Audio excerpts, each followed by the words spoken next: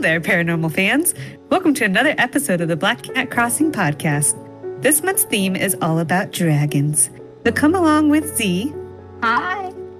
Sully. Hi. And Ash, me, as we investigate these fascinating creatures. Get comfy, grab your favorite beverage, and let's get started. Dragons. Legendary creatures from our wild imaginations or real-life beasts roaming the lands. Dragons may appear mythical, but are they? Some may argue that as big as these legends are, they still exist in the modern era, perhaps even right beneath our noses.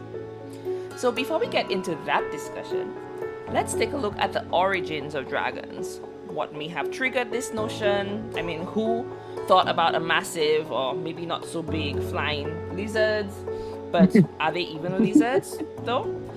That breathe fire and frequently, but not always, hoard and protect their gold stash or terrorizes towns and villages, raising everything and everyone to ash.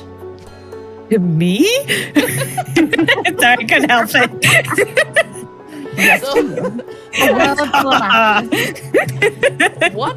What comes to mind when you imagine a dragon? Benedict Cumberbatch. Oh, what? Benedict Cumberbatch. What the hell is that? What? Oh my god, I hate how uncultured you guys are. Well, sorry. Educate us. Okay, have you ever seen the TV show Sherlock? Yes. I think episodes. Okay, Sherlock is Benedict Cumberbatch. Oh shit. Okay. Well. Okay, so how is it referenced then for you? Because he plays Smaug in The Hobbit. And Smaug is the dragon. Oh, I didn't know that. Okay, but if apart from him being the voice of Smaug, if you have to think of a dragon, maybe physical features, what kind of ideas would you get from it? I definitely think I get almost like giant fish scales. Yes. That are like dragon scales, not like snake skin. I don't think it's like snake skin. I think it's definitely more like scales like a fish, but strong. And then kind of I think what our notion of a dragon typically looks like in fiction or fantasy that we see. I definitely see the horns and the wings, and they're massive. But I've read a lot of stories where that's not always the case, and they're walking on land giant lizard people, and that always throws me off. I get sometimes they can transform into humans, and I can get behind. Yeah, they're reptilian people. So the Queen of England. Why do you guys know none of my references? I'm starting to think that might be a good thing. Oh my god. I'm done. I quit. You can't quit. We just got started. Well, okay. So it's basically unclear when you think about dragon myths. It's sorry. It's unclear. Always just moving along. Yeah. Look it up. Look it up. I'm telling you. There's videos of people who have posted live video coverage of the Queen of England where they say you can see her shape-shifting into a reptilian. I'm not saying I believe it. I'm just saying. I think that was more mentioned to be with the mermaids, because when I was looking up the mermaid information that we're doing next month, I saw a picture and I was like, what the hell has Queen of England got to do with this? Wow. She's a mermaid too? Shit. Well, because I just said fish scales. Maybe I'm not the only person who thought like that. Anyways. Wow. Are you calling the Queen of England scaly? I don't think she's scaly. Well, she wears so much clothing. Who knows? What's He's all proper. under there? The big poofy gowns actually hide the tail no one saw. Okay, so it is unclear when dragons initially appeared, But the massive flying serpents were mentioned at least as far back as ancient Greeks and Sumerians. People's perceptions and descriptions of dragons differ greatly. It is speculated that some dragons have wings while others do not. Some dragons may have the ability to talk or spew fire while others don't. And some are barely a few feet long while others stretch over kilometers. Some may reside in the ocean, others can only be found in caverns and mountains. According to texts from the Rig Veda, the earliest Hindu writings written in early Sanskrit and including hymns, philosophy, and ceremonial guidance for Vedic priests, also one of the world's oldest documented manuscripts, which dates back to 1500 BC. There is talk of the dragon Vrtra being killed by the god Indra in order to release the waters on the earth. So the story is of Vrtra, a dragon that obstructs the flow of the rivers and is courageously defeated by Indra. According to the Rig Veda, Vrtra imprisoned the world's waters until he was slain by Indra, who annihilated all of Vrtra's 99 strongholds before releasing the imprisoned rivers. Even then, Vrtra was described as being serpentine in appearance. This doesn't answer the question of its origins, but it does let us know that in ancient times, dragons were spoken about and documented. Egyptian mythology, the Hebrew Bible, Beowulf. Sorry, we was looking for a video game today, and I found Beowulf down in the video game collection. Just side story. That's a reference. Review. So, Egyptian mythology, the Hebrew Bible, Beowulf, and many other ancient Mesopotamian texts all describe and portray giant snake-like animals. They have been presented as winged, horned, four-legged, and capable of breathing fire in Western cultures since the High Middle Ages. However, in Eastern cultures, dragons are represented as wingless, four-legged, serpentine creatures with above-average intellect. So if you can see, guys, like the Asians, etc., when they depict a dragon, it's hardly ever a winged. It's always like this just long, very long, slim, serpentine type body with four little legs. And they fly magically without having wings. Most times. See, I get your references. Sorry? So, see, I get your references. Because it's freaking Disney. No. I'm talking about the freaking Hobbit. What? Which I've seen like once. Movie. I've only seen it once. Because they're long. I don't got time for that. They're amazing. An article authored by Mindy Weisberger in August 2021 and published on Live Science and MSN speaks of a giant flying dragon that controlled the skies around 110 million years ago, the remains of which were discovered in Australia. Of course they were. Everything in Australia will kill you. Yeah. It was depicted as having a 23-foot wingspan and was thought to be a pterosaur. These fossils... I'm glad you said that word because I would not have said it that way. You'd have said what, a pterosaur? The fossils are rare in Australia, with just approximately 20 specimens discovered on the continent roughly 2 decades ago. Thapangaka shawi, a new species, was discovered in northwest Queensland, Australia. It dates from the Cretaceous era, around 14.5 million years ago. With new and unexpected finds like this, it's easy to see how mythology of dragons came to be. Imagine a spear-mouthed flying creature with a massive wingspan. We're talking like over 23 feet. A 3-foot long head and a mouth filled with over 40 razor-sharp teeth, patrolling the skies and hunting for prey bigger than most dinosaurs. Silent, Okay, I'm assuming her, but I imagine a great hunter would not announce his presence, and utterly ferocious. I feel like 40 razor sharp teeth and that big of a head isn't a whole lot. Yeah, I thought so too. Considering that it's I feel like it's like a redneck dragon. No, but then it said the mouth is spearhead, so I'm thinking like it's really long. So it wouldn't be. It still just doesn't feel like a lot of. I don't know. It's really not, because how many teeth do humans have? Like 32? Yeah, it's not that long.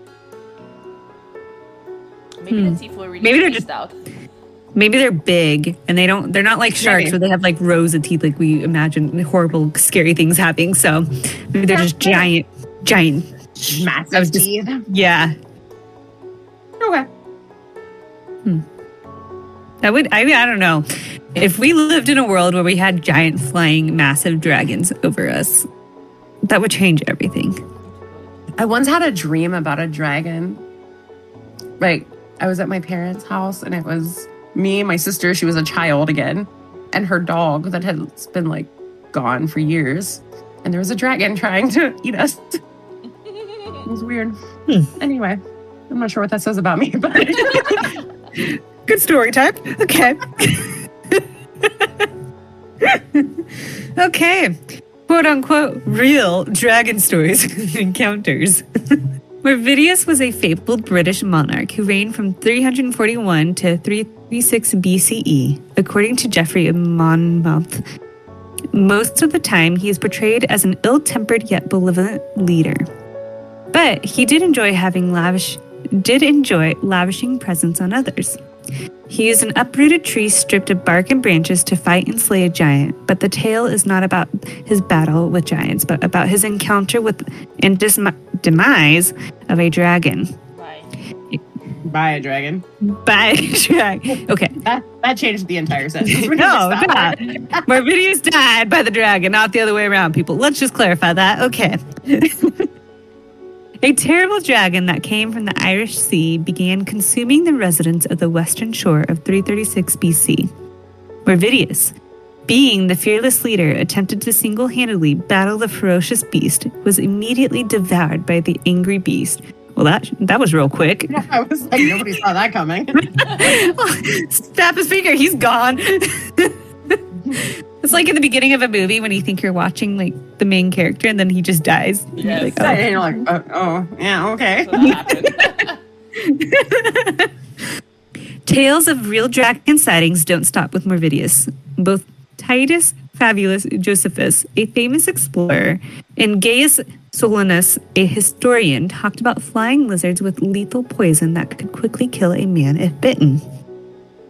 Alexander the Great and his army invaded India in the 4th century. One tale was recounted by Alexander the Great himself, who claimed to have seen a gigantic hissing snake hiding within a gloomy cave, and that the local tribes regarded and worshipped it as a deity.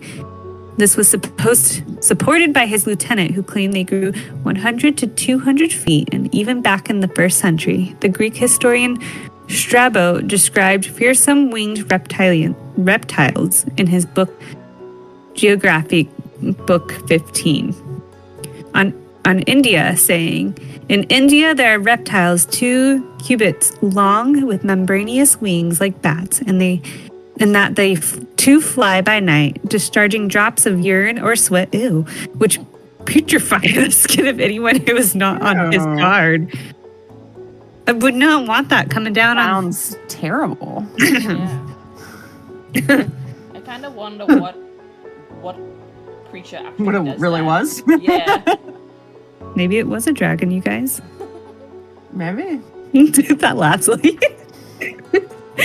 Okay. An expert from St. John of Damascus on dragons. Dio the Roman, AD 155 to 236, who recorded the history of the Roman Empire and Republic, says that one day, while Regulus, a Roman consul, was battling Carthage, a dragon unexpectedly snuck up and nestled behind the Roman army's wall. By command of Regulus, the Romans slaughtered it, skinned it, and submitted the hide to the Roman Senate. When the dragon's hide, as Dido recounts was measured by Senate order. It occurred to be 120 feet long, and the thickness was proportional to the length. There is another type of dragon. It has a broad head, goldish eyes, and horny, bony protrusions on the rear of its head. They also have a beard protruding from the throat. These dragons are known as Agropoth demons, and they are reported to have no faces. This dragon is a beast like the rest of the creatures, since it has a goat-like beard and a horn at the rear of its head. It has large, gold-colored eyes. These dragons might be large or very little. Unlike other snakes, dragons do not produce poison. So I'm like, how do you not have a face if you have golden eyes? Right, and a beard. That sounds like a face to me. And I'm imagining they have to eat, so they gotta have a mouth somewhere. Right. With their 40 teeth. The Tales of Marco Polo. The Travels of Marco Polo is a book that details Marco Polo's adventures and travels while exploring the Eastern globe. For over 20 years, Marco Polo, in the late 13th century, traveled across Asia, visiting Persia, China, Indonesia, and bringing back wondrous tales of these strange regions, peoples, and creatures. He describes giant serpents in Part 2, Chapter 40, which reads, leaving the city, how did I miss this word? Yachi? Yaki? Yaki? That's how Yaki? Okay. Leaving the city of Yaki, the traveling 10 days in a westerly direction, you reach the province of Karazhan, which is also the name of the chief city. Here are seen huge serpents, 10 paces in length, about 30 feet, and 10 spans, about 8 feet, girt of the body. At the forepart, near the head, they have 2 short legs, having 3 claws like those of a tiger, with eyes larger than a 4-penny loaf. Penne de quattro denari, and very glaring. The jaws are wide enough to swallow a man, and the teeth are large and sharp, and their whole appearance is so formidable that neither man nor any kind of animal can approach them without terror. Others are met with a smaller size, being 8, 6, or 5 paces long, and the following method is used for taking them. In the daytime, by reason of great heat, they lurk in caverns from whence at night they issue to seek their food, and whatever beast they meet with and can lay hold of, whether tiger, wolf, or any other, they devour. See, that sounds a little more, like, terrifying. It does. Yeah. The History of Four-Footed Beasts and Serpents, 1658, a book by Edward Topsell. Edward Topsell was an English various one of You're which cutting out. Oh no, why? I don't know. At least on my end, you're cutting out. Yeah, for me too. Can you hear me? I can hear you now. All right, start over. Sorry. The History of Four-Footed Beasts and Serpents, 1658, a book by Edward Topsell. Edward Topsell was an English priest who wrote various publications, one of which was a collection of 3 zoological works. It's worth noting that dragons are described quite matter-of-factly among the numerous extensive descriptions of well-known creatures and have a whole chapter dedicated to the topic. This serpent, or dragon as some call it, is reputed to be 9 feet or rather more in length and shaped almost in the form of an axle-tree of a cart, a quantity of thickness in the midst and somewhat smaller at both ends. The former part, which he shoots forth as a neck, is supposed to be an L, 3 feet 9 inches or 114 centimeters long, with a white ring, as it were, of scales about it. The scales along his back seem to be blackish, and so much as is discovered under his belly appeareth to be red. It is likewise discovered to have large feet, but the eye may there be deceived, for some suppose that serpents have no feet. There be some dragons which have wings and no feet. Some again have both feet and wings, and some neither feet nor wings, but are only distinguished from the common sort of serpents by the comb growing under their heads, and the beard under their cheeks. A dragon is of a black color, the belly somewhat green, and very beautiful to behold. having a treble row of teeth in their mouths upon every jaw, and with most bright and clear seeing eyes. They also have 2 dewlaps growing under their chin and hanging down like a beard, which are of a red color. Wait, what is a dewlap? I'm thinking it's like jowls, What's a jowl? like fleshy hanging skin. Oh, okay. So, okay. It's hard to believe that's beautiful, but okay, let's go with it. I could be wrong though. I just wanted to clarify. That's what I'm picturing, but I got to check the left face. Maybe the beard hides it. Their bodies are set all over with very sharp scales, and over their eyes stand certain flexible eyelids.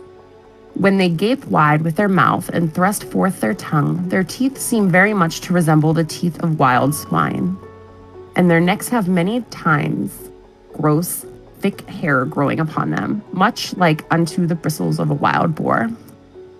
The book goes on to provide more detailed explanations and may be found online as a public domain book, and will also be linked for convenience. Okay. I'm sorry, but I've never really pictured a dragon with a beard. And I think this is the second time that has been mentioned. Yeah, I kind of do see it because, like, I think I mentioned. Sorry, go ahead. I was gonna say like the Asian dragons, like they have the whiskers, and that's kind of what I picture. Yeah, me too. I was like picturing like a full-on like old man goatee, like Santa Claus. Big old biker beard. Yeah, and I'm like, what? That's beautiful. What? Okay. Santa beard. Like this scriggly old like hair that yeah. Okay. Me a dragon with a big old beard and a dad bod any day. But then the one part that it said that they may have feet or no feet, and some have wings, and then some have no wings and no feet. So I'm like, so they're a snake?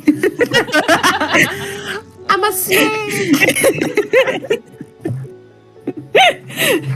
Okay. I just had to point that out. Oh, and then the teeth of wild swine, which is a pig. And I don't imagine pigs have like sharp teeth, so Dude, wild boars will fuck you up. I know they're like very vicious and mean, but I don't picture them with sharp little teeth. They have Pigs tusks. will The eat. tusks. Yeah.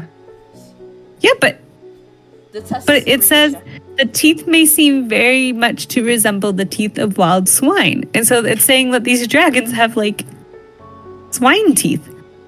Yeah, but like even like farm pigs, they'll eat anything. And the teeth are Like very they sharp. Yeah. Are they can sharp? See, devour. I guess I'm picturing them like really tough, but like not sharp. So they'll grind through Oh anything. no! Like No. I'm They gotta be able to rip the flesh and everything. Yeah. If you have a pig farm, you can give your pigs the dead bodies, or even live bodies. I think I read a book with like that where the guy. He's like, if you have a pig farm. No, there's a true crime about that. Huh? It was really there's a true crime that Yes, this guy owned a where pig the- farm and that he was feeding people to him. Yes. Yeah. He used to train the pigs. Was it Willie Pickens? I think there was actually a couple stories about that. Yeah. Like one I think was in Canada, and I think there was another. Yeah, He would it's a common thing. beat the pigs to the sound of people screaming, so that when he dropped the live bodies in there, even whilst the pigs were eating them and they were screaming, it wouldn't deter the pigs because they used to that. whilst they're thinking, yeah, yep, pigs are deadly creatures, man. Get a pig farm. Noted. All right. Recent sightings. Reports of dragon sightings have been recorded in recent years, dating back to the early 1990s and as recently as 2001. A lady hiking in the Rocky Mountains of Alberta and British Columbia claims to have encountered a real dragon in the mountains. I think the Ministry of Magic missed somebody. Stupid. She continues by describing it. Its head was long with a huge eye ridge and 2 smaller ridges on its snout, each with a triceratops-like horn. 2 enormous horns protruded from the back of its head, with 2 smaller horns underneath them. They were a grayish-white color and reflected light like dull silver. His forelegs were somewhat smaller than his rear legs, T-Rex, and they were holding the cliff's edge. From between his longest horns to approximately halfway down his tail, he had a somewhat darker dorsal ridges. So the question is, are dragons real? And if not, how can we explain all these sightings? Where are they hiding if they are real? We may never know the answer to these questions because there is no solid evidence and their stories are reduced to mere speculation. Dun, dun, dun. Da-da-da. I think it would be so cool if dragons were real, if they were like the big flying fire breathing ones. But obviously, I don't think those exist. I mean, I could be wrong, but I think we would know about those. I don't know. So there is Area 51. Anything is possible. Anything. Stupid. Yeah. I really do, though, think that dragons were at least real at some point, if they were kind of more the smaller ones that were maybe more lizard-like or not the giant ones. I don't know. Even giant ones could have been real at some point. True. Like in dinosaur age? Yeah. I believe that one is possible. I mean, even now we have like these modern day dragons, like the Komodo dragon. I mean, it's not really. Yeah. But just the name implies that. I mean, it's not something that you would normally think of when you think of a dragon comes to mind. But True. I do think it's Now I'm just always going to picture T-Rex with little wings. Missing teeth. The hillbilly T-Rex. I think it was an interesting topic. Never really thought much about dragons. I love reading about dragons, but now I feel very like weirded out by this. What gets to me is that there are so many different descriptions. Like none of them were really uniform in the description. Yeah. I don't know if that lends it more believability or less. That means there's just many different species of that. Species? Yeah. It's very possible. Especially when they're like stories from different regions and stuff. Like, that would make sense. It's interesting that they all have the name dragon, though. And they're so vastly different. I mean, definitely some of them, like those for the Vutra story, that was definitely fiction to me. Because this massive dragon just, blocking off all the... Wait, is that the one that ate the king? No. That one I can kind of see happening. Then he was just God. What if they in a lot of books I read about dragons, like my fiction dragon stories. I'm not talking about the ones that they're like walking lizard people, though there was a true crime about that where they like believe lizard people. Anyways, that some of the dragons can turn into like they're shapeshifters and they can turn into people like humans. And what if dragons actually do that and they really do exist and they're just in hiding? Maybe they're cousins to the mermaids because they got scales. Like the Queen of England. Yeah. Which apparently we need to dive into in our next episode a little bit. We might have to do a whole episode alone on the many things that the Queen of England is. Reptilian, mermaid, queen, old lady. Murder. Aww. I mean, I feel like it's safe to say even if she was a dragon, she'd probably be a murderer because I feel like none of these dragons were defined as nice. No.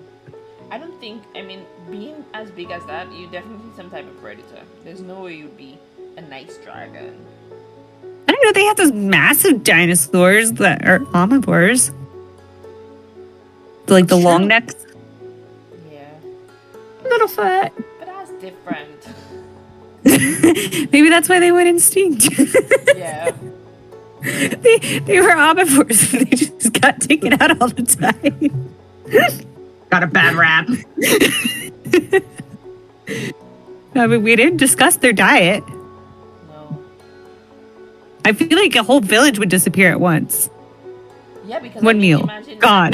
they're Maybe that's what probably happened so- to the Roanoke settlement. I thought that was vampires. yeah, I know. But it was, They teamed up. It's fine. maybe it wasn't the vampires. It was the dragons, and they just framed the vampires. Possible. Or do they live in like another realm? Like, you know how there's like possibly other realms for fairies and elves? What if dragons do exist? They just literally live in another realm. That can happen too. I'm glad I'm living in a world where flying beasts that can Don't devour. urinate on you? Yes.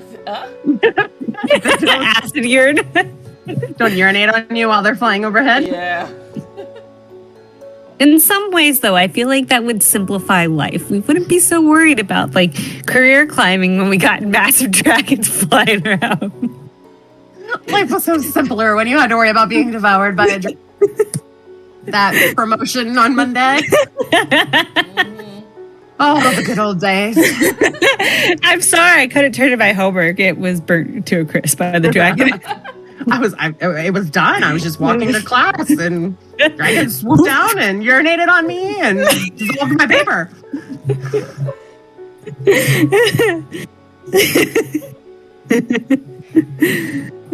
Shit. I don't think we would be flying in planes. Oh, definitely not. That would be a trip. Or maybe the dragons would just be confused if they weren't as high intelligence as the Asian dragons. Just maybe they thought planes were other dragons. Exactly. So that would be like, and we don't even know if they're territorial. They would definitely attack, I think. They would attack. Maybe. Maybe. Currently cruising at 30,000 feet, and if you look out to the left, you'll see a dragon flying past us. Don't make eye worry. contact. I was trying to say Worry, that. folks, we're currently deploying anti-dragon radio waves. You're safe in the skies today. Wow. It's funny how I can imagine that while she's saying it. Oh my god, that would make a movie. And as you're exiting, please make sure to put on your raincoats that, you know, are deterrent to the acid flying around the urine. Urine. Protect you in case you get urinated or sweated on by a dragon flying overhead. Yeah, I forgot the sweat too. You. Thank you for flying Spirit Airlines. But they I don't make know. I just imagine Spirit being the one dealing with that. I feel like the planes would start to look more like dragons. Shit. This went a weird direction. Yeah. Definitely went a weird direction.